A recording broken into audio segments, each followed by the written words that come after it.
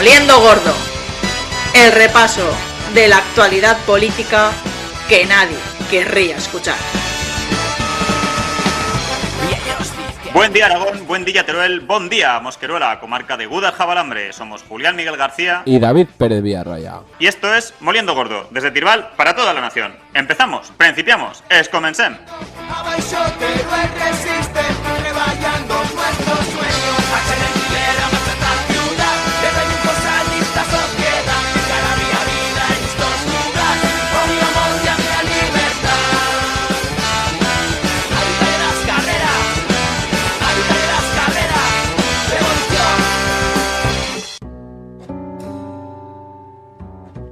La reducción de la jornada laboral debe formar parte de la respuesta justa para afrontar la realidad del trabajo del siglo XXI, la lucha contra el cambio climático, la desigualdad entre hombres y mujeres, la desafección política y el aislamiento social.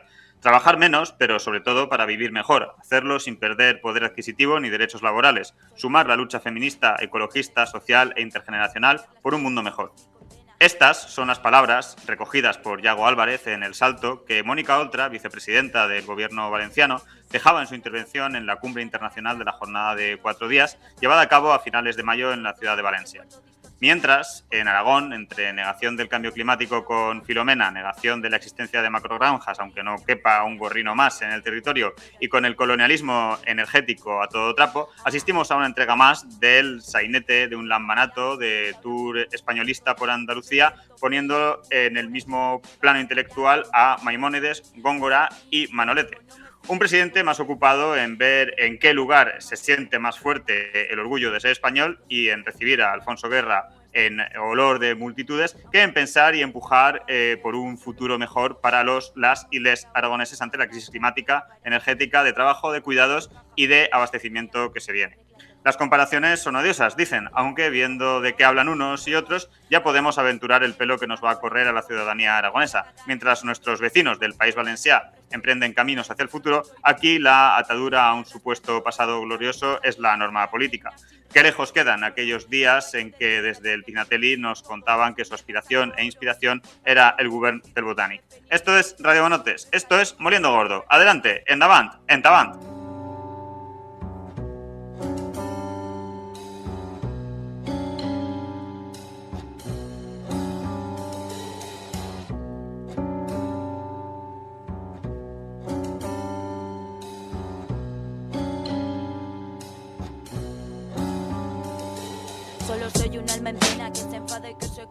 Bienvenidos, benvingudes, bien plegades a una entrega más de Moliendo Gordo, la número 37 de la temporada Monoter, el único podcast capaz de resucitar. Hará falta a Maimónides, Góngora, Manolete y el toro islero con tal de que Lambán sienta más fuerte el orgullo de ser español en Andalucía y deje de gobernarnos de una vez. Y como no podía ser de otra manera, me acompaña una semana más el Maimónides de Radio Monotes, no porque sea un astrónomo, médico o filósofo de Radio Monotes, sino porque es el único capaz de hacer sentir algo de orgullo de ser aragonés al lambanato. David Pérez, ¿qué tal, David? ¿Cómo estás? Pues muy bien, Julián, Monotes, menuda responsabilidad, eso, muy es que este señor no para, en fin, menuda responsabilidad eso de hacer sentir algo de aragonesismo al lambanato, joder. Bueno, hombre, en peores plazas hemos toreado. Sí, claro, como Manolete, acabó matando un Miura, eso también lo decía Manolete hasta que...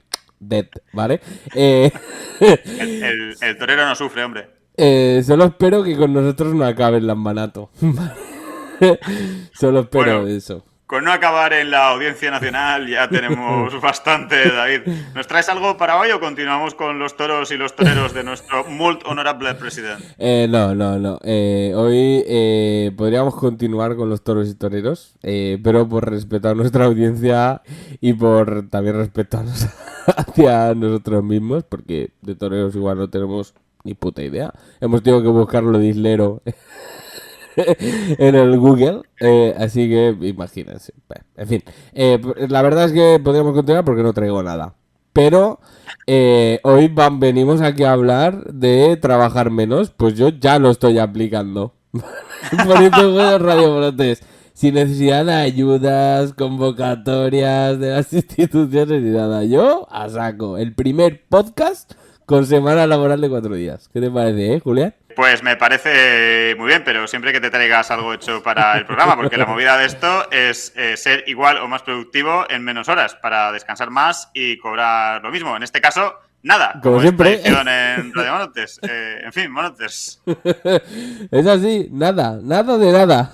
Pues por eso, pues si no cobramos nada, semana laboral de lo que nos dé la gana. Hacemos una semana laboral de la duración que nos dé la gana. Bueno, pues ya que David no nos tiene nada preparado para hoy, pasamos directamente a la sección más interesante de Moliendo Gordo, las entrevistas, donde hoy charlaremos sobre el mundo del trabajo y la semana laboral de 4 días o 32 horas, con 2 auténticos expertos en la materia implicados en las instituciones por hacer posible eso de trabajar menos para vivir mejor y tener un mejor planeta. Charlamos pues con Enric Nomdedeu, secretario autonómico de Empleo y director general de Labora de la Generalitat Valenciana, y con Joan Sanchís, economista y autor del libro, cuya lectura recomendamos fuertemente desde Radio Monotes, 4 dies, treballar menys per viure en un món millor. Bienvenidos, benvinguts, bien plegados, Enric, Joan, a los micros de Radio Monotes. ¿Qué tal? ¿Cómo estáis? Muy bien, buenas tardes, muchas gracias.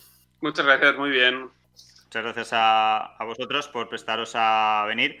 Para arrancar y situar un poco a nuestros monotes més despistades, contadnos quiénes son Joan Sanchís y Enric Nomdedeu y por qué se lanzaron a pelear por la semana laboral de 4 días o de 32 horas. Pues yo lo habéis dicho ahora en este, ¿qué es lo que soy? Pues yo soy un tipo que hace cosas. Yo vengo del mundo de la empresa privada y mi ámbito de conocimiento científico, por decirlo de alguna manera, es el derecho de trabajo, con lo cual, pues por una vez hay alguien que hace política en el ámbito donde tiene formación y experiencia laboral. Y como resulta que yo lo mejor que se me da en política es elegir bien a los asesores, pues busqué a Joan. Y al final Joan lo que hace es poner de ciencia algunas ocurrencias que voy teniendo yo o vamos teniendo a medias y vamos creciendo juntos en esta historia. Esto surge de una reflexión muy profunda, de decir, más allá de lo que tenemos que hacer de urgencia para mejorar el servicio público de empleo, qué empleo le queremos ofrecer a la gente, qué modelo de trabajo le queremos ofrecer a la gente, y empezamos a pasarnos libros. ¿Has leído este? ¿Has leído aquel? Y a cruzarnos y a ver ideas.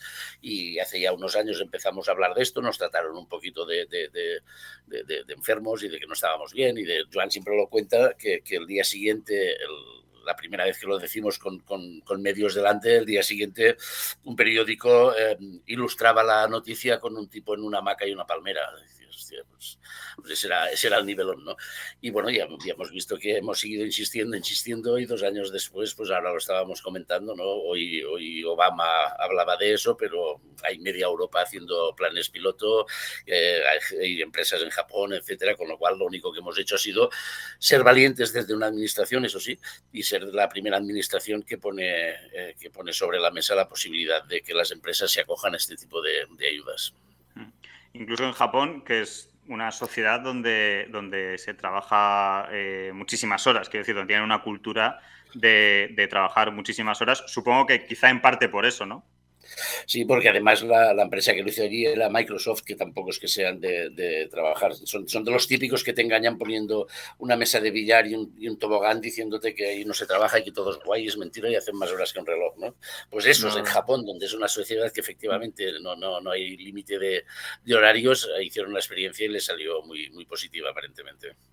A Microsoft no le falta un tobogán, ¿no? No le falta un tobogán. Joan, no sé si quieres añadir alguna cosa más. Sí, a ver, bueno, nada, yo un poco, Enrique ya lo ha contado, ¿no? Pero bueno, por añadir un poco, ¿no? En términos un poco más personales, ¿no? Pues bueno, yo soy economista, había trabajado sobre todo en el ámbito de políticas públicas, de políticas económicas, hasta antes de la llegada a Labora, al Servicio Valenciano de Empleo, bueno, y a la Secretaría Autonómica de Empleo. Y nada, yo llego allí realmente bueno, en el libro, de hecho, en el epílogo lo cuento un poco así, un poco la historieta, un poco de cómo llego allí y un poco el sentimiento también de llegar a un sitio así, no saber muy bien a qué vas ni qué vas a hacer, ¿no? Y claro, nosotros evidentemente llegamos en 2016 y teníamos pues una exigencia social fuerte, ¿no? Por hacer cosas de una manera diferente después de tantos años años de gobierno del Partido Popular en la Comunidad Valenciana, con todos los problemas de corrupción que arrastrábamos, etcétera.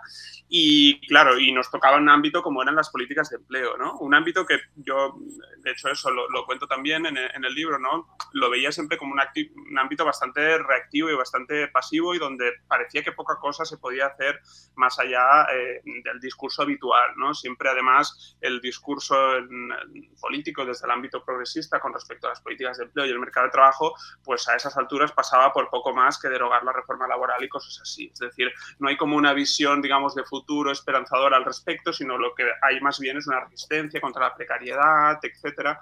Y en el ámbito de las políticas activas de empleo, que al final son políticas, digamos, que para mí, pues muchas veces son como un poco una tirita, ¿no? Tienes una herida sangrando, que es la del mercado laboral, con una serie de desajustes, con una serie de precariedad, y a partir de ahí vas interviniendo y tapando agujeros, ¿no? Pero en realidad lo que haces es eso, se llaman activas, pero en realidad son un poco pasivas, en cierta manera, ¿no? Y en cierta manera son bastante reactivas. Entonces, nuestro reto era un poco qué podemos hacer desde aquí para hacer algo realmente transformador y que solucione estos problemas de precariedad, de todo lo que veníamos observando en el mercado laboral, pero desde una manera más transformadora, ¿no? Y a partir de ahí lo que comentaba Enric, pues comenzamos un poco a leer y a investigar y a informarnos, que no es una cosa bastante habitual en la administración, al menos por lo que es nuestra experiencia, estudiar un poquito, ver lo que se está haciendo en otras partes del mundo, etcétera.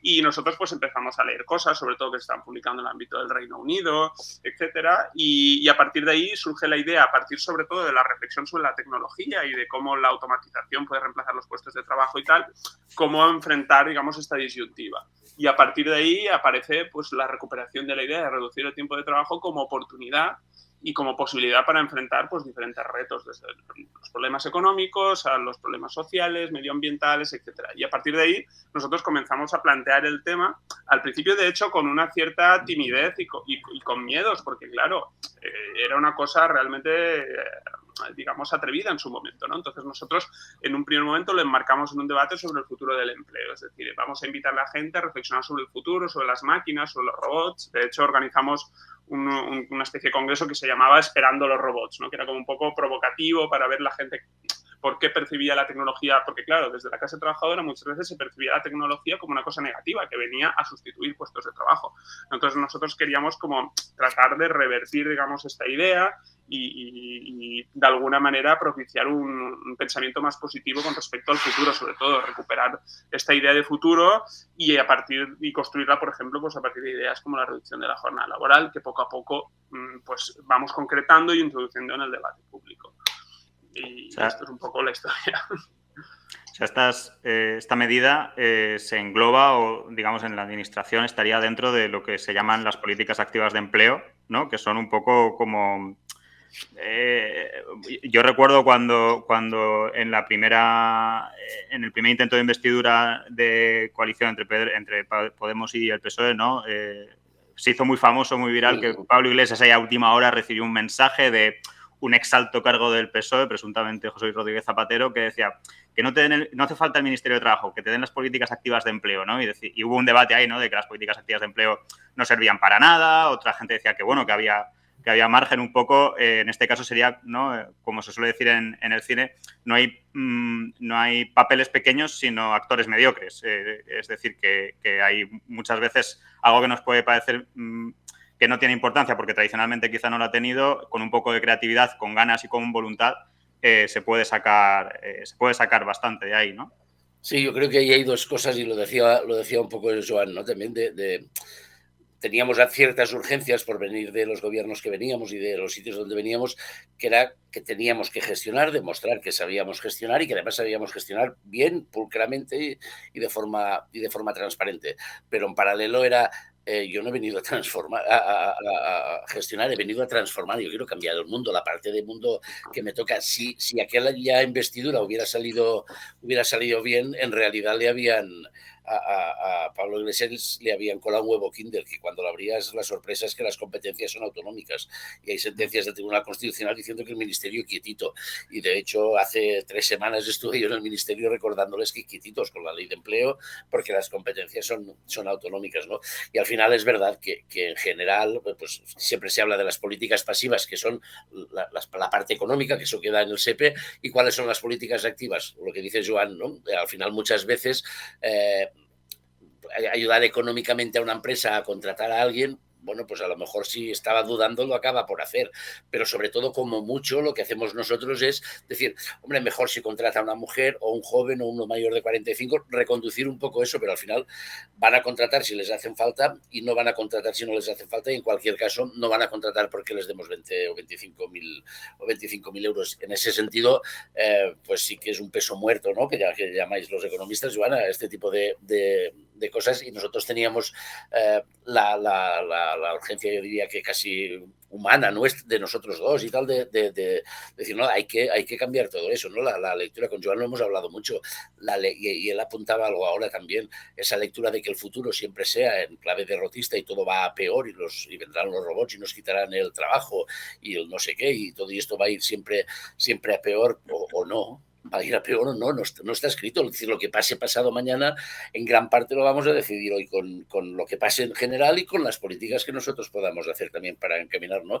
Y dijimos, hay que meterle mano a cosas tan obvias como que hace 100 años que no se ha tocado la jornada laboral, y en cambio la mejora de la productividad, gracias precisamente a esas máquinas tan malas y tal, estamos produciendo seguramente por encima de nuestras necesidades muchísimo más, y no hemos sido capaces de ganar ni un cuarto de hora de nuestro tiempo. Eso se está repartiendo mal, esas mejoras, pero habrá que meterse ahí. Nos decimos siempre, es que hace 100 años no sé qué, el señor Ford puso 40 horas en la jornada y empezó a hacer coches, y decimos, vale, pues si se viene ahora al Musafes, que es donde está la planta de Ford, y ve esas cositas de ahí, cuántos coches salen a la hora, el tío va a flipar y va a decir, sois imbéciles trabajando 40 horas, ¿o qué os pasa? Con 16 es suficiente, y sin tocar el salario, que estamos sacando más coches y ganando más dinero.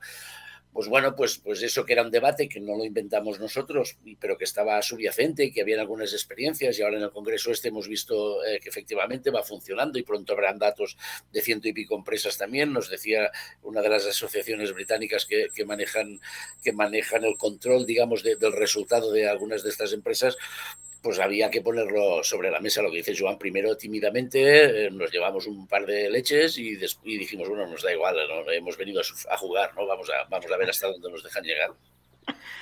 Claro, esto es romper un poco un mantra, ¿no? Esto que comentáis. Luego entraremos más en detalle en esto de que, ¿no? De que el aumento, de que la robotización y los avances tecnológicos destruyen empleo, y de que eso es necesariamente algo malo. Bueno, es necesariamente algo malo si no se adapta el mercado laboral a esas mutaciones o a esos avances, pero desde que el mundo es mundo, ¿no? O sea, cuando se inventa la rueda, no se inventa la rueda para destruir empleo, se inventa la rueda precisamente para ahorrar faena, ¿no? Para hacer la faena más fácil y ser más productivos, ¿no? Entonces, esa ha sido siempre la inercia de tendencia, ¿no? Intentar vivir más cómodamente, claro. Cuando eso no encaja en el mundo laboral es porque el mundo laboral quizá está mal planteado. Es decir, cuando no te viene bien inventar la rueda y es mejor arrastrar los bloques de piedra, quizás es porque hay algo que no está bien planteado. Claro, ¿no? En este caso, al final, el problema es el papel que le hemos otorgado al trabajo, ¿no? El papel central que el trabajo tiene en nuestras vidas, ¿no? Y también la confusión que es habitual, ¿no? Entre trabajo y ingresos, ¿no? No es lo mismo necesitar un trabajo que tener una necesidad de ingresos, ¿no?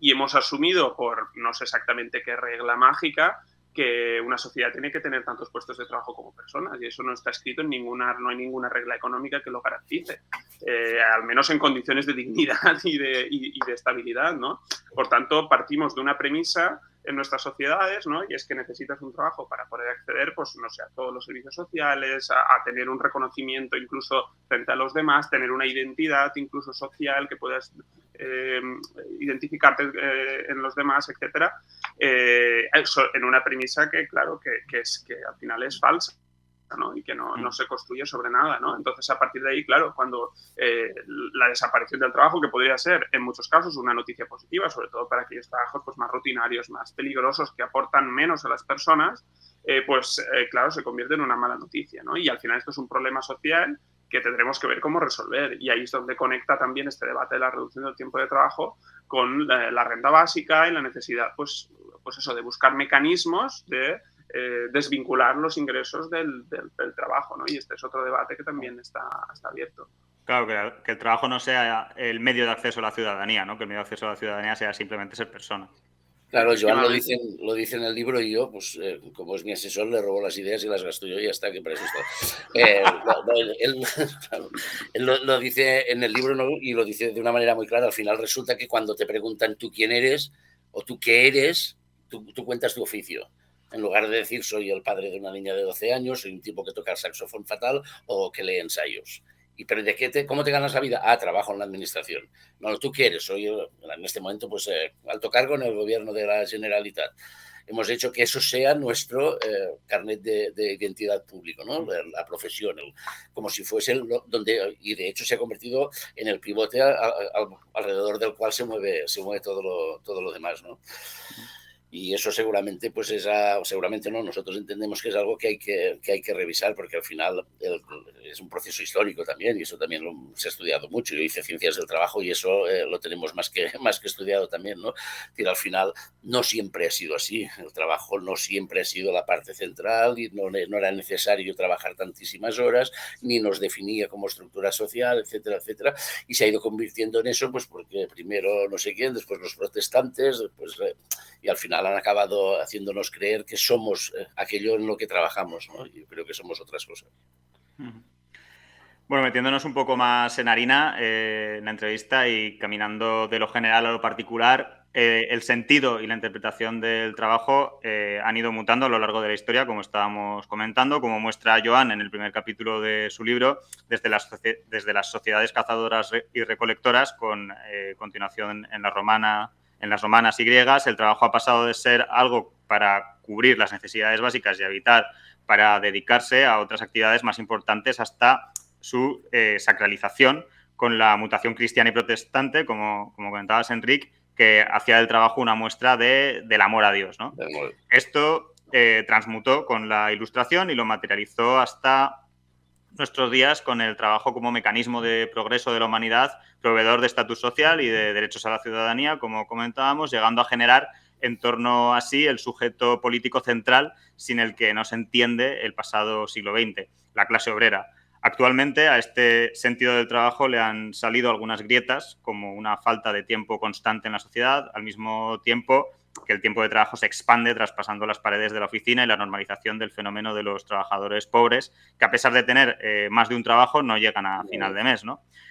Por eso os queremos preguntar, ¿ha llegado el momento de empujar una mutación del sentido del trabajo en nuestras sociedades? ¿Pueden ser el feminismo sitiando la crisis de cuidados y la vida en el centro, y el ecologismo politizando el cambio climático y haciendo crítica del modelo de crecimiento económico infinito, los catalizadores de ese cambio en el sentido del trabajo? Yo creo que son dos movimientos, seguramente los movimientos sociales que, a pesar de no haber alcanzado los objetivos previstos o propuestos, que más se han consolidado en el siglo XX, el feminismo y todo el movimiento ecologista. Yo creo que además han habido aceleradores de todo este proceso, y la pandemia ha sido uno de ellos, que nos ha recordado que tenemos que cuidarnos, y que eso, que es algo que hemos dejado durante siglos en el ámbito de lo no económico o de la mujer, y por lo tanto en el ámbito de lo no económico.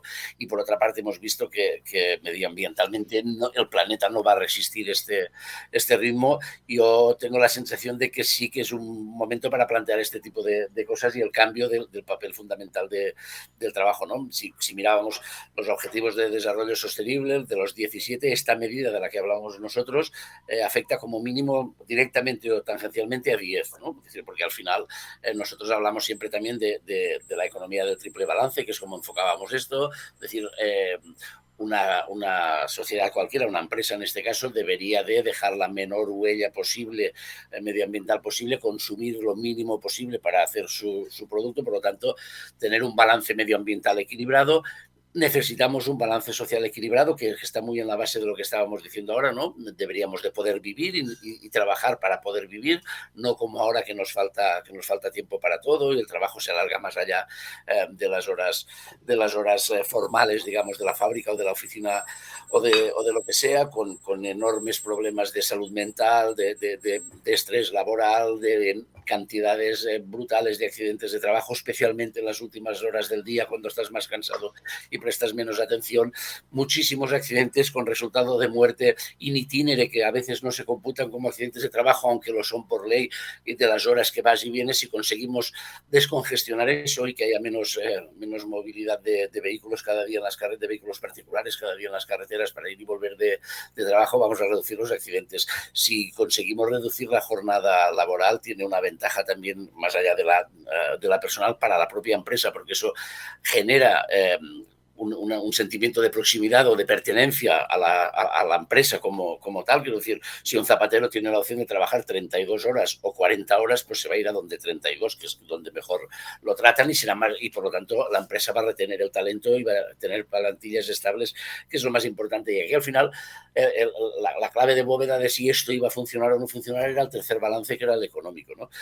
Es verdad que nosotros, cuando lo hemos estado explicando, algunas veces hemos pecado a lo mejor según el foro, de plantearlo mucho desde el punto de vista de la productividad y tal, cuando en realidad llegamos a eso pensando en el bienestar de las personas y en el bienestar del planeta. Pero era verdad que si no funcionaba desde el punto de vista económico para las empresas, pues iba a ser mucho más complicado. Y ahí es donde nos encontramos con esa paradoja de que trabajando más horas que la media europea, 110 horas más, somos menos productivos.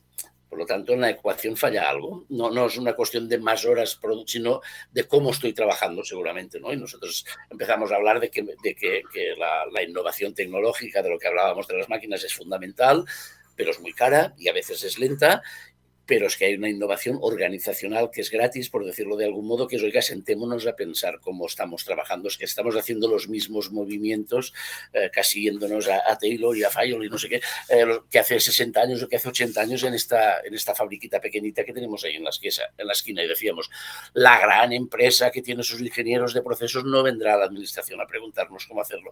Pero la pequeña y mediana igual sí, porque no se lo han planteado nunca. Y si somos capaces de convencerles de que trabajando de una manera diferente pueden cerrar la luz 8 horas más cada semana, que ya es un ahorro, pueden tener a los trabajadores más contentos, los trabajadores le van a pedir menos horas libres para ir al médico porque ya se podrán organizar de una manera mejor, con flexibilidad horaria, etcétera, etcétera.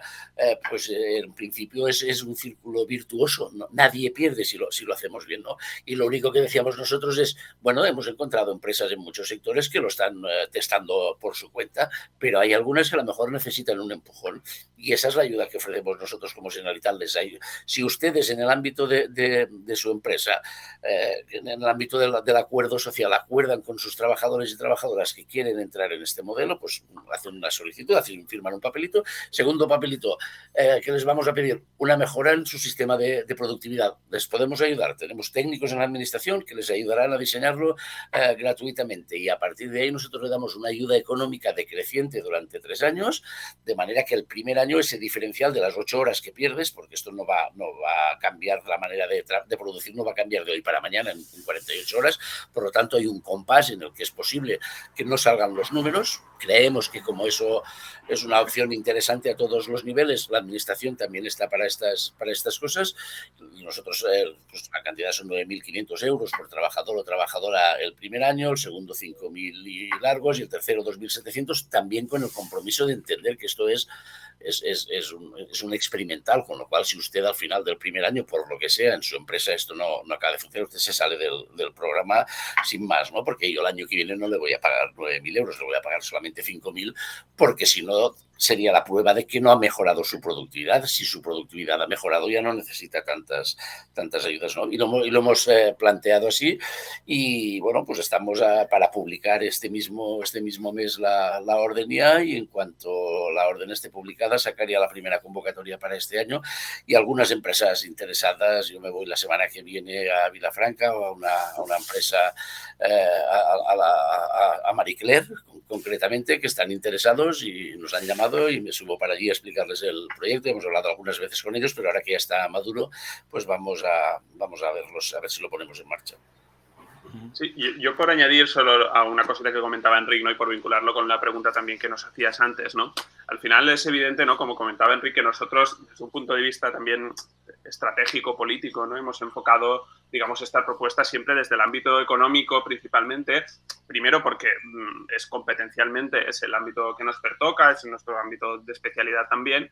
Pero segundo, precisamente porque sabíamos que era el flanco más débil, digamos, de la propuesta, ¿no? Sabíamos que existía y que había unos argumentos económicos que iban a jugar un papel determinante, pero había que hacer un esfuerzo porque, evidentemente, los beneficios desde el punto de vista social, medioambiental, pues bueno, son mucho más evidentes, ¿no? Y al final, en estos ámbitos, pues tenemos desde movimientos feministas, ecologistas, etcétera, súper convencidos de la medida y que van a estar con nosotros sí o sí, ¿no? Pero el flanco que había que reforzar eran las empresas, ¿no? Y además yo creo que eso era un poco lo que quería añadir también, ¿no? Que tenemos que tener en cuenta que esta propuesta, al menos para mí, tal cual la entiendo yo, en cierta manera es un poco caballo de Troya. Es decir, es una propuesta desde la cual puedes llegar con un discurso que económicamente y empresarialmente tiene lógica y que tiene su realidad, pues ya lo ha comentado Enric, ¿no? El problema de la productividad, los costes que tienen las bajas laborales, los problemas de salud mental, etcétera, y el impacto que eso tiene también y repercute en la productividad y en los resultados de la empresa, ¿no? Pero bien es cierto que lo que comentábamos, ¿no? Al final, cuando estás cuestionando la relación entre la presencialidad, el trabajo, los ingresos, estás defendiendo el derecho al tiempo, etcétera, estás, digamos, moviendo una serie de cosas de trasfondo, ¿no? Que están de alguna manera cambiando la narrativa dominante o hegemónica sobre el trabajo, ¿no? Y esto lo estás haciendo, paradójicamente, con la ayuda de algunas empresas, ¿no?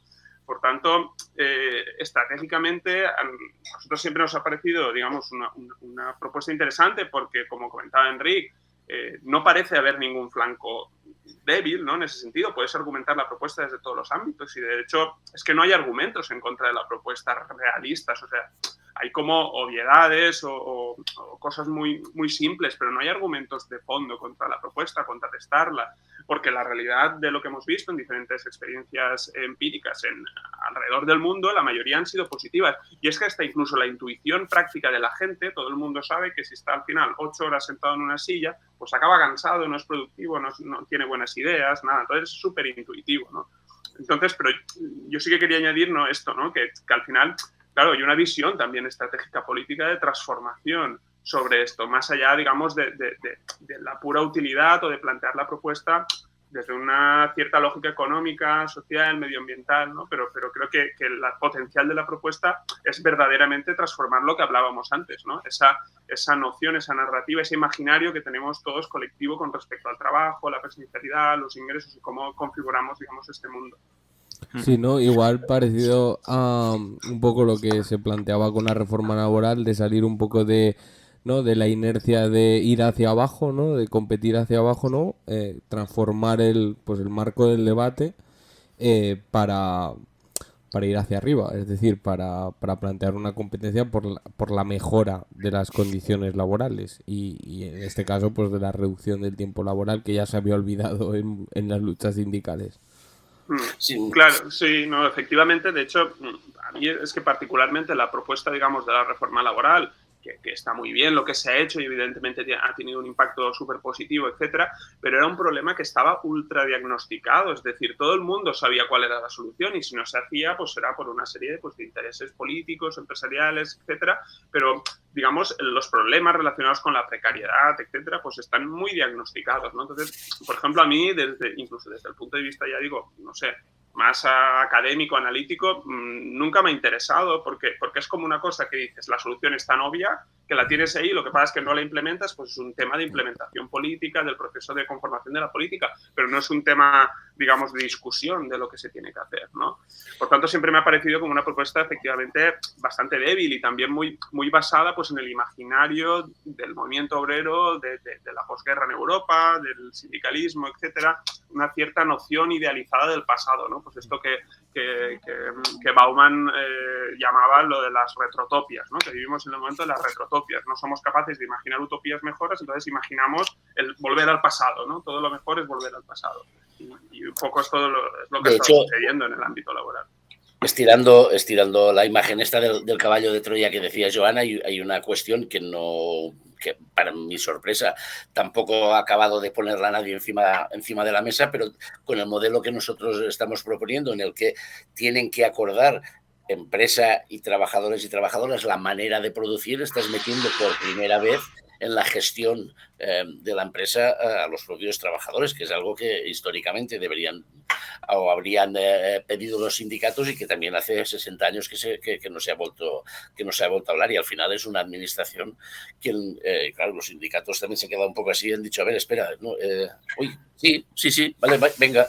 Al final nosotros nos encontramos cuando ya lo teníamos, hemos tenido muchas dificultades, incluso dentro de la casa, tengo que decir también, ¿no? Pero al final, como somos un poco cabezotas, y cuando ya teníamos un paquetito medio mono diseñado y tal, dijimos, ahora, más allá de que pase todos los filtros que tiene que pasar de participación formal, etcétera, yo quiero sentarme, en aquel momento era el secretario general de Comisiones Obreras, el secretario de UGT y el presidente de la patronal valenciana, me quiero sentar con ellos y explicárselo.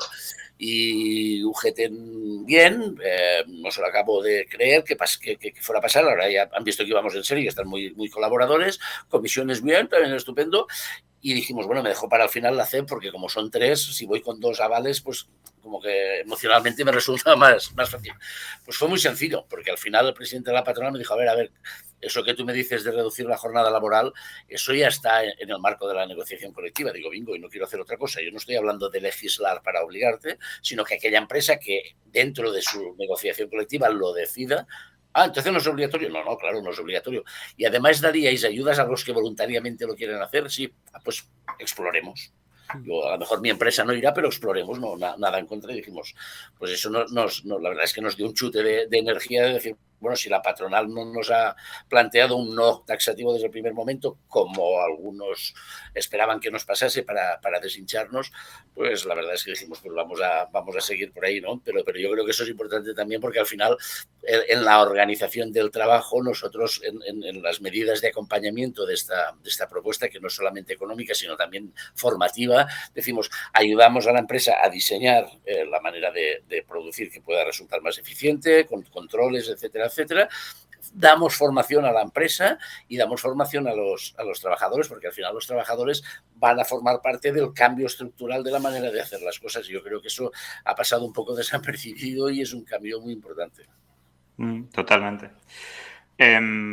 Continuando con la entrevista, avanzando un poco, la semana laboral de 4 días o de 32 horas se insertan en esa tendencia actual, aún difusa y poco organizada, de resignificación del espacio y el tiempo que ocupa el trabajo en nuestras vidas, que pasando de la cultura del esfuerzo y el coaching como receta fracasada a la precariedad y los problemas de salud mental a las que nos conduce en el trabajo, como comentaba Joan, abraza esa máxima de trabajar menos, trabajar todas, producir lo necesario y redistribuir todo. Es decir, abrazar el derecho a la pereza, parafraseando un poco a Paul Lafargue, en una batalla por el tiempo que, como sintetiza también Jorge Moruno, es una disputa por la libertad, ya que el no tiempo es la no libertad y, por lo tanto, también una batalla por la democracia, directamente relacionada con el tiempo libre que tiene su sociedad.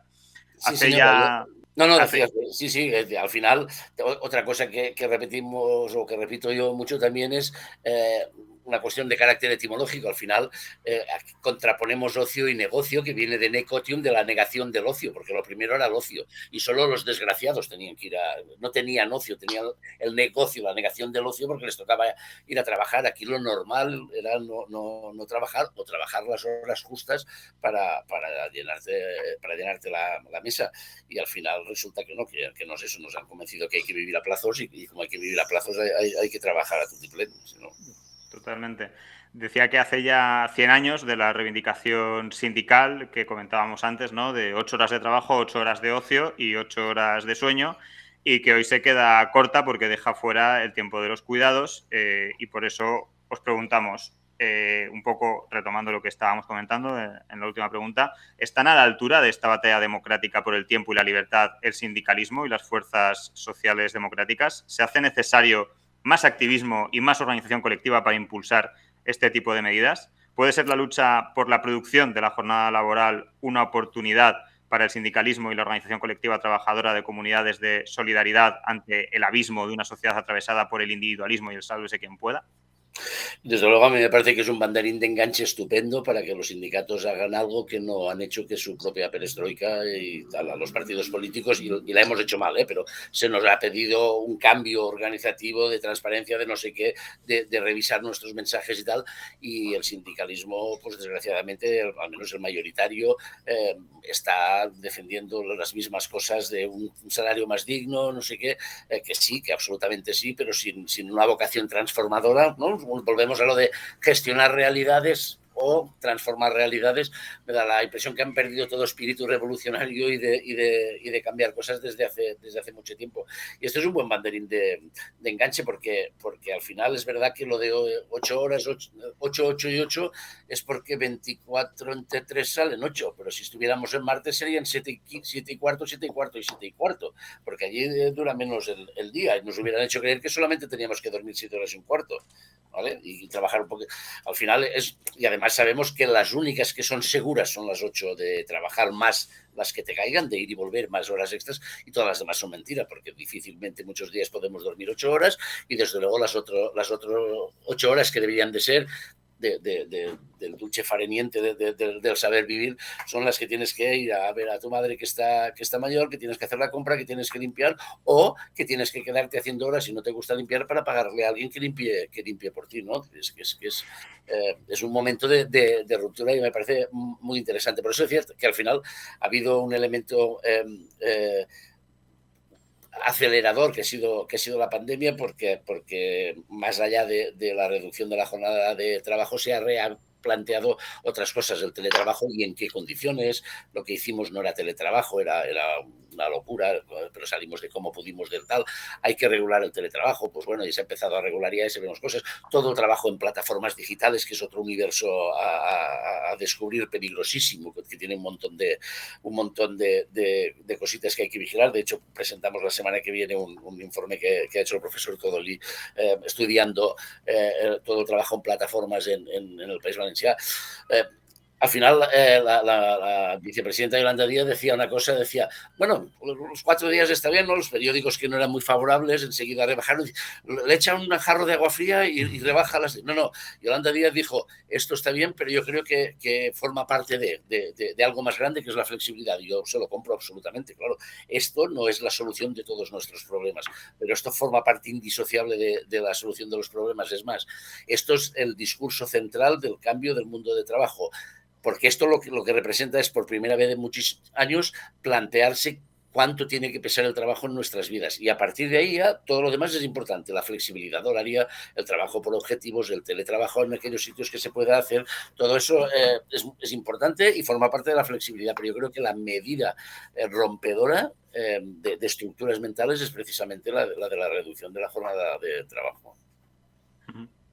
Joan, no sé si quieres añadir alguna cosa. Sí, no, yo pues muy de acuerdo, ¿no? con lo que ha comentado Enric, ¿no? A ver, claro, es verdad que la experiencia, ¿no? que hemos tenido nosotros, sobre todo, que hemos estado un poco ahí, pues bueno, digamos, pioneros en este ámbito, pues sí que hemos ido viendo, ¿no? cómo las posiciones se han ido moviendo a lo largo del tiempo, cosa que también es positiva, ¿no? Nosotros cuando en un primer momento pues planteamos esta propuesta, pues se acoge de una manera bastante escéptica, incluso más escéptica, sorprendentemente para algunos, ¿no? Tal vez, por parte de las fuerzas de izquierda o fuerzas progresistas y del movimiento sindical en particular, con un cierto escepticismo, recordando las urgencias, la precariedad, etcétera, como si al final lo urgente tuviera que impedir hablar de lo importante realmente, ¿no? Pero Sí que es verdad que es una propuesta, claro, difícil de gestionar también yo entiendo desde la concepción del mundo sindical, ¿no?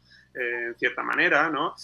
Pues porque al final estás cuestionando precisamente la centralidad del trabajo sobre la vida y al final, pues bueno, si tu actividad como organización depende precisamente del trabajo como factor de identificación de clase, identificación personal, etcétera, es delicado, ¿no? Cómo afrontas este problema. Pero al mismo tiempo, como comentábamos, ¿no? Súper necesario porque también da un filón precisamente para construir un discurso transformador de futuro en el ámbito sindical y en el ámbito progresista de las políticas de empleo y del mercado de trabajo, que hacía mucha falta y que hacía mucho tiempo que no veíamos propuestas transformadoras en este ámbito, ¿no? Más allá de la pura resistencia o de las reformas laborales infinitas, etcétera, ¿no? Por tanto, yo creo que es una oportunidad y sí que hemos ido viendo cómo al final los diferentes actores se han ido moviendo de una manera relativamente rápida y en la dirección correcta, ¿no? Pues al final UGT lo marcó como una de sus prioridades en el Congreso, comisiones también, pues el último congreso que tuvimos ahora en Valencia hace poco, pues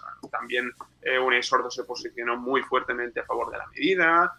También hemos visto una cierta evolución en el posicionamiento, por ejemplo, de Yolanda Díaz, que era una persona que en un principio había sido bastante reticente a la idea. También cabe añadir sobre la mesa en todo este tema que al final, pues bueno, también hay cuestiones, digamos, políticas y organizativas que afectan pues a cómo los actores se posicionan sobre el tema, porque esta es una propuesta que en un principio pues planteamos nosotros desde Compromís, luego también Más País la traslada al Estado, a partir de ahí va tomando un cierto relieve y pues bueno, las diferencias también entre Más País, entre Podemos y entre lo que sea Yolanda Díaz ahora mismo, que no lo sé, claro, todo esto ha afectado también al debate en ciertos momentos, ¿no? Entonces hubo un momento donde en primera instancia Yolanda Díaz se posicionó bastante en contra de la medida. De hecho, solo hay que buscar en Google o donde sea Yolanda Díaz y jornada de 4 días y veréis que lo que sale es básicamente negativo. Es decir, su argumento principal es que era una propuesta rígida, que había que hablar de otras cosas, etcétera. Bueno, pues haría ahí en medio pues una pelea política y en parte también una noción diferente de las cosas que como decía Enrique, yo también comparto. O sea, comparto que al final esto está vinculado con el tema del teletrabajo, con el tema de la conciliación familiar. Hay muchos temas, ¿no? Pero bueno, este es el tema y sobre todo desde un punto de vista estratégico, político, pues es un tema que hay que trabajar porque es un tema que la gente entiende, que las empresas entienden, que es transformador y todo lo que hemos ido hablando, ¿no? Por tanto, el posicionamiento pues ha ido evolucionando, ¿no? Y al final también pues el mismo gobierno de España pues está desarrollando un proyecto piloto o va a desarrollar un proyecto piloto en la materia gracias precisamente a la implicación que hemos tenido desde Compromís y Más País en que esto fuera realidad. Y el Ministerio de Trabajo pues también se ha comprometido dentro de una ley de usos del tiempo pues incorporar esta cuestión, ¿no? Por tanto, yo creo que estamos viendo pues un consenso emergente al respecto y que yo creo que es muy positivo y que es una oportunidad, yo creo que pues, para los movimientos progresistas, para el sindicalismo, para la gente que queremos transformar la realidad en definitiva y que queremos un futuro mejor. Luego volveremos un poco a esta relación centro-periferia o Estado español-periferia, pero siguiendo con la radiografía al trabajo de nuestros días, no paran de acumularse los estudios donde se muestra cómo la precariedad tiene peores consecuencias para la salud, tanto física como mental, que el paro. Unas consecuencias que, unidas al parteaguas casi civilizatorio que ha supuesto la pandemia, han llevado a muchos a rechazar las condiciones en las que se trabajan y entregarse a la gran dimisión de no volver al trabajo, especialmente en los Estados Unidos, aunque con alguna pequeña réplica en España, como por ejemplo las dificultades que está teniendo este verano el sector de la hostelería y del turismo para tener trabajadores. Asimismo, se ha extendido el consenso de que la cuarta revolución industrial trae consigo la destrucción masiva de empleo debido a la digitalización y la robotización, como comentábamos antes, y a todo ello se suma una crisis climática que tiene mucho que ver con el modelo productivo, pero también con el tipo de sociedades en que vivimos y cómo las organizamos, también desde el punto de vista laboral. Ante esta triple crisis, que Joan sintetiza perfectamente en su libro de salud mental, de cuidados, de empleo y medioambiental, os preguntamos qué alcance o qué limitaciones tiene la reducción del tiempo de trabajo para abordar esta triple crisis y qué otras medidas podrían complementarla. ¿Creéis que es un fenómeno de la gran dimisión y sus réplicas menores como la española oportunidad para ahondar en el debate y afrontar una transformación del modelo productivo con más futuro? Yo creo que Joan, que es más teórico en esto, que por eso es economista, seguro que mejora lo que yo voy a decir. Pero nosotros sí, como grupo y como equipo, siempre hablamos de introducir la metodología científica en la toma de decisiones políticas, ¿no? Nos gusta analizar las cosas de una manera científica, con hipótesis y toda esa parafernalia. Lo digo porque lo de la gran dimisión traída aquí en el ámbito de la hostelería, que están teniendo graves dificultades para encontrar, yo he tenido algunas polémicas con el sector. Yo quiero hacer una diferenciación porque es lo que nosotros sabemos con datos, quien tiene dificultades para encontrar camareros no es la hostelería de todo el año, es la de los 3 meses. Es la de temporada, la de todo el año. En el bar debajo de mi casa, Manolo es camarero hace 15 años y seguro que no es un bar que paguen grandes salarios. Simplemente trabaja todo el año y el hombre tiene un salario normal y ya está. Y como ese, cientos de restaurantes pequeñitos y grandes restaurantes donde la gente sigue trabajando. Nosotros formamos profesionales de la hostelería que se los llevan a Holanda todos los años porque trabajan muy bien. ¿Quién tiene dificultades para encontrar trabajo? Quien ha decidido que su modelo de negocio es abrir un restaurante o un hotel 3 meses y medio, 4 meses al año, y con ese periodo de tiempo él y su familia va a vivir todo el año y pretende que sus trabajadores también. Hombre, miren, no, eso ya no.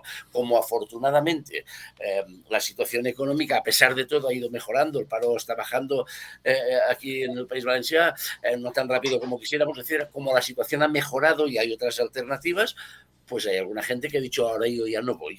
Ahí ya no me vas a encontrar. Aquellos que buscaban el empleo en el sector de la hostelería como empleo refugio para el verano, porque no tengo otra cosa, porque no encuentro nada más, ha dicho, pues mira, me quedo en el sector servicios porque por formación no puedo acceder a otro, pero al menos sé que los domingos no trabajo o que a las 8 la tienda cierra y que no estoy hasta las tantas. ¿Qué nos hemos encontrado? Nos hemos encontrado empresarios diciéndonos, hombre, es que claro, como vosotros conseguís contratos de 1 año para estos chavales en ayuntamientos y tal, bien pagados, no, mire, bien pagados no, yo pago el salario mínimo interprofesional, que usted, ¿qué le pagaba por trabajar más horas y en peores horarios? Cuéntemelo. Y a lo mejor eso el problema lo tenemos ahí, ¿no? Y sobre todo, oiga, ¿cuánto pesa la nómina de sus trabajadores en sus cuentas anuales? Porque hace 15 años pesaba el 60%. Ahora lo que pesa el 60% es la luz. ¿Por qué no se va y le pega fuego a Iberdrola? ¿Por qué en lugar de salir a la calle y decir no puedo pagar horas extras a los trabajadores y esto es un abuso, no dice, mira, yo este mes no pago la luz? A ver qué le pasa. ¿Por qué no dice, es que mi casero en 8 años hemos pasado de 1.500 a 6.000 euros por la presión urbanística, que es lo que te está destrozando? ¿Por qué no cuentas? Oía un empresario que lo contaba del sector que decía, es que claro, la luz ha subido el 150%, los productos de la cocina un 20%, los salarios un 4,5%, y dije, tiempo, y el problema son los salarios, señor, revise sus números. Ahí tenemos no lo digo, porque al final no es del todo verdad que no encuentren camareros, lo que no encuentran son esclavos, y ahora que sabemos que incluso los de las pirámides cobraban, esto se acabó. Por ahí no vamos a jugar, ¿no? Bueno, eso, sí, Joan. Sí, no, bueno, yo un poco por lo que comentabas, ¿no? Al final, pues obviamente dificultades y, digamos, políticas que también tienen que acompañar todo este proceso, pues hay muchas. No se trata de una receta, digamos, que por sí sola vaya a resolver todos los problemas que tenemos enfrente, ¿no? Pero sí es como, digamos, esto es como una partida de dominó, ¿no? Necesitas como una primera ficha que empuje y que haga que las otras vayan cayendo, ¿no? Después, yo creo que al final, desde el punto de vista económico, pues es evidente que todo este proceso no puede funcionar sin un proceso de transformación del modelo productivo y del modelo de la cultura empresarial predominante en nuestras empresas. Pues no va a ser posible, es decir, pues hay que abordar una transformación del modelo productivo desde el punto de vista del equilibrio de los sectores, de las estrategias competitivas, etcétera. Pues eso, al final la competencia a corto plazo, vía precios, etcétera, pues es lo que nos condena también pues a aceptar cualquier empleo, a rebajar constantemente los costes salariales como manera, digamos, de competir en el mercado internacional y todo este tema. Por tanto, al final, pues esto es una de las políticas que es necesaria, una transformación del modelo productivo de amplio abasto, ¿no? Y también de la cultura empresarial, ¿no? Pues tenemos del presencialismo, acabar con el mito del presencialismo, pues abordar sistemas de control y mejora de la productividad, es decir, no controlar al final si una persona entra a las 8 y sale a no sé qué hora, sino controlar si realmente está haciendo su trabajo o no, que es lo que me interesa a mí desde el punto de vista, o me tendría que interesar desde el punto de vista de la empresa, ¿no? Por tanto, es evidente que hay toda una serie de limitaciones y de políticas que tienen que acompañar, sobre todo económicas, a este tipo de cambio, ¿no? Pero después también, claro, las corrientes de fondo, como comentábamos, que estamos viendo en otros países, pues todo el tema de la gran división, que aquí yo creo que sí que hemos percibido, aunque a pequeña escala, ¿no? Todos al final conocemos en nuestros entornos, sobre todo, pues población joven en este caso muchas veces y tal, que se está planteando al final su vida con respecto al empleo y que durante la pandemia pues ha vivido determinadas cosas y pues están hartos ya de la precariedad, gente que lleva mucho tiempo con contratos precarios, etcétera. Y pues se está planteando al final su vida y se está planteando a ver cómo puede de alguna manera pues organizar su vida en torno a todo tipo de actividades, ¿no? Y esto se está viendo, ¿no? Evidentemente con más intensidad en el caso de Estados Unidos, porque Estados Unidos pues ahora mismo tiene un mercado laboral con unas tasas de paro muy bajas y con una actividad económica muy importante y por tanto la gente está cambiando de puestos de trabajo sobre todo, ¿no? Aquí también lo estamos viendo en esa medida, a medida que el empleo aumente y la tasa de desempleo vaya disminuyendo, también fenómenos como este, como la gran división, pues pueden ser más probables, ¿no? Porque la gente tendrá más oportunidad de poder dejar un empleo y trasladarse a otro, ¿no? Pero yo creo que es evidente que vivimos un momento donde la gente, cuando tiene un empleo, ya está empezando a valorar otras cuestiones más allá del salario, más allá incluso de la estabilidad, ¿no? Pues al final lo que me aporta es empleo profesionalmente, si estoy o no feliz en el puesto de trabajo, si me permiten cierta flexibilidad, que me permita ajustarme pues a mis necesidades vitales en general, ¿no?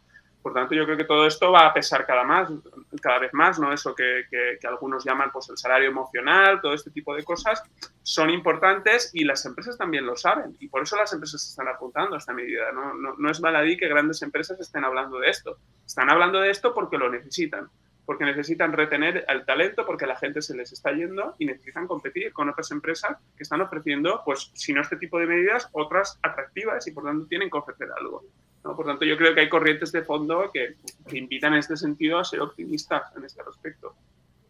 Un apunte sobre lo del ocio que no lo habíamos comentado. Al final, el ocio entendido como el consumo de cultura, de restauración, etcétera, etcétera, etcétera, básicamente se alimenta de nuestro tiempo libre. En el momento en que se reduce la jornada, es más probable que los clientes podamos hacer una escapada de 3 días a Teruel que si solamente tengo 2, o voy a ir 2 veces al cine en lugar de una porque tengo un día más libre. Eso va a llenar también la caja, digamos, de ese sector, que podrá entonces seguramente pagar mejores salarios y encontrar a gente para contratar. Claro, esto es otra vez un poco lo que comentábamos antes, ¿no? Que se ha perdido un poco de anhelos de principios del siglo XX, incluso de finales del XIX, ¿no? Cuando, sin ser yo fordista, pero cuando Henry Ford decía, no, yo les pago más a mis trabajadores porque quiero que me compren ellos los coches a mí. Claro, o sea, hay que subir los salarios porque si no pagamos a los trabajadores mejores salarios no hay consumo, ¿no? Y por tanto, bueno, estas ideas un poco keynesianas y tal que parece que se han ido asfixiando, ¿no? En los últimos años. Sí, pero la verdad es que hemos encontrado referentes históricos muy, muy, muy interesantes. Desde los años 30 al señor Kellogg's, que no estaba muy bien el de los cereales y hacía unas cosas muy, muy sorprendentes, pero por ejemplo decidió sin previo aviso reducir la jornada a 3 días. Eso significó la creación de 350 puestos de trabajo y se le disparó la productividad y ganó más dinero que nunca. ¿Por qué lo hizo? Pues porque como era un poco visionario de algunas cosas, pues ya digo, hacía todo un personaje que el señor pues le salió bien, pero en la crisis del 73 del petróleo, en el año 74, cuando los acuerdos de Camp David, los países productores de petróleo se enfadan con los británicos y les cierran el grifo, igual que ha hecho ahora Rusia, cierran el grifo y de pronto allí dicen, ostras, no, pues nada, este año no hay calefacción, muchachos, en las casas no hay calefacción, en invierno, joderos, y las fábricas solamente vais a trabajar 3 días. Porque si no tenemos combustible para más. Lógicamente, la gran patronal se echa las manos a la cabeza, la industrial, y dice, aquí vamos a palmar un dineral. Pasan los meses, hacen números y en lugar de trabajar 5 días que se trabajaba, trabajando 3 días, habían perdido un 6% de productividad. Un 6%. Año 74, no hemos aprendido nada. Porque obviamente enseguida volvieron a trabajar 5 días y tal, pero no mejoraron. Es decir, trabajando 48 horas menos en la semana, solo he perdido un 6, quiere decir que ahí hay unas horas ociosas o mal empleadas, pero no aprendimos nada, enseguida nos volvimos a poner, ¿no? Por eso digo, al final, así que a lo mejor sí que es verdad que la historia tiene algo de cíclico, y ahora cuando te dicen, hombre, en este momento hacer esto, pregúntaselo a los británicos, a ver cuánto dinero perdieron cuando lo tuvieron que hacer por narices. Precisamente ahora es el momento de hacer eso. Hablando de un futuro que es presente, el pasado 27 y 28 de mayo tuvo lugar en Valencia la cumbre internacional de la jornada de 4 días, la 4-Day Week International Summit 2022, 2022, en la que políticos, empresarios, académicos y sindicatos de 10 países se dieron cita para intercambiar experiencias y estrategias para avanzar hacia un modelo económico y laboral que, poniendo en el centro la de reducción del tiempo de trabajo, afronte esa triple crisis de la que hablábamos anteriormente.